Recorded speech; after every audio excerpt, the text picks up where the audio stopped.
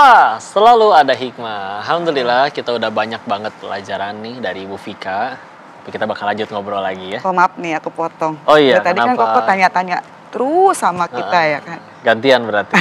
Oh? Kalau aku tanya boleh. Boleh. Nanya apa, Bu Pikachu? Aku Pikachu. Aku penasaran nih. Iya. Dulu zamannya Nabi dan Rasul itu ada gak sih sahabat-sahabat beliau itu yang difabel, tunarungu gitu. Masya Allah. Biar kita bisa, saya juga bisa ngambil hikmahnya juga nih. Karena sekarang juga kan saya namanya manusia biasa ya. Kadang sabarnya suka tipis gitu. Tipis tisu basah lagi ya kan. Allah, biar sama-sama saya bisa ambil hikmahnya kok. Gitu. Masya Allah, dulu di zamannya Nabi ada yang diberikan kekhususan juga namanya Ibnu Umi Maktum. Dan ini beliau sebetulnya bukan tunarungu ya, lebih ke tunanetra, tidak bisa melihat. Oh, netra. Tapi tahukah kita bahwa ternyata muazin Nabi itu ada dua, bukan cuma Bilal bin Robah, tapi juga itu dia Ibnu Umi Maktum, ya. Dan beliau meskipun nggak bisa ngelihat, tapi punya kepekaan luar biasa terhadap waktu. Jadi tahu udah masuk waktu fajar, udah masuk waktu zuhur, tanpa ngelihat itu semua. Makanya beliau jadi salah satu dari muazinnya Nabi. Apalagi memang kalau kayak di zaman Nabi itu ada yang azannya memang 2 kali. Jadi kayak azan yang pertama itu untuk supaya mengasih tahu bahwa waktu tahajud udah habis, yuk siap-siap untuk sholat, tapi belum masuk waktu subuh. Nanti ada lagi azan yang kedua untuk di waktu subuh. Nah itu makanya muazin Nabi ada 2. Dan yang satu itu dia tadi tunanetra, ya betul ya, tunanetra tidak bisa melihat, tapi masya Allah jadi salah satu muazin Nabi, sahabat Nabi, diberkahi, dimuliakan. Kita tetap dianjurkan mengucapkan radhiyallahu anhu. Sehingga memang betul ya bahwa kalau yang paling mulia di sisi Allah, Al-Hujurat ayat 13, inna akramakum indallahi atqakum, yang paling mulia di antara kalian di sisi Allah adalah yang paling bertakwa di sisinya. Nggak peduli Allah, innallaha la yanzuru ila suwarikum wa amwalikum, Allah nggak melihat bentuk rupa fisik kita ataupun harta kita, walakin yanzuru ila qulubikum wa amalikum, akan tetapi Allah melihat isi hati kita dan juga amalannya. Kata Nabi seperti itu. Masya Allah.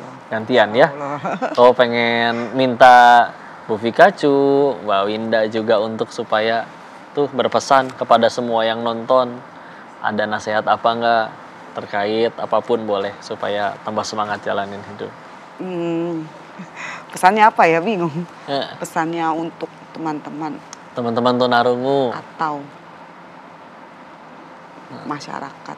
Iya. Banyak ada teman untuk iya, semangat gitu. Coba lihat kamera.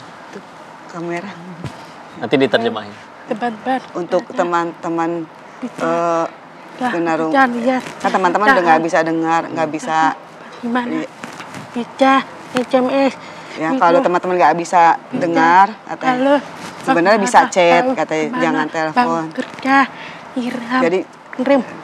Jadi saya juga sebenarnya mau kerja Grab, terus semangat mendukung gitu kan, mencari paket gitu. Jadi teman-teman bahagia. Tuh. Rangkumin Bun, ulangin. Sebetulnya tadi Mbak Winda berpesan untuk teman-teman tunarungu tetap semangat. Semangat semuanya. Gitu. Sebetulnya teman-teman dengar juga banyak yang mendukung. Oh, ya kan? Banyak yang dukung kita ya. Bisa bantu, tadi bisa bantu video call. Ya, betul. Kalau nanti dibantu dengan video call kalau memang pun ya maksudnya seperti ke saya gitu, kalau misalnya dia tidak tahu jalan atau alamat atau apa, dia bilang gitu, tetap semangat untuk cari kerjaan, paket, kata dia bilang begitu. Maps kanan kiri seperti itu. Kanan kiri. Ya. Kan memang saya kasih akses teman-teman ditempel di helm seperti itu. Jadi kalau dia bawa penumpang bisa baca. Kalau belok kanan tepuk kanan, ya betul. Kalau belok kiri tepuk pundak kiri, kalau berhenti tepuk kedua pundak saya. Kayak gitu. Masya Allah.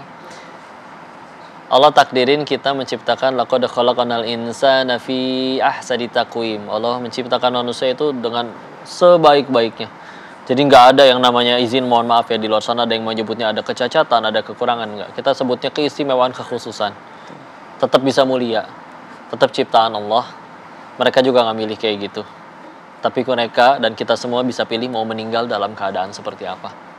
Mau tetap mohon maaf jadi orang yang terus ngambek sama Allah, ngeluh, atau malah menjadikan ini jalan dia tambah hebat. Izin misalkan orang sehat nulis kadang nggak bisa, bahkan nggak laku-laku, Ada orang bahkan yang punya kekhususan, lihat ini tetap bisa menghasilkan, berkeluarga, anak 3, punya karya, produktif.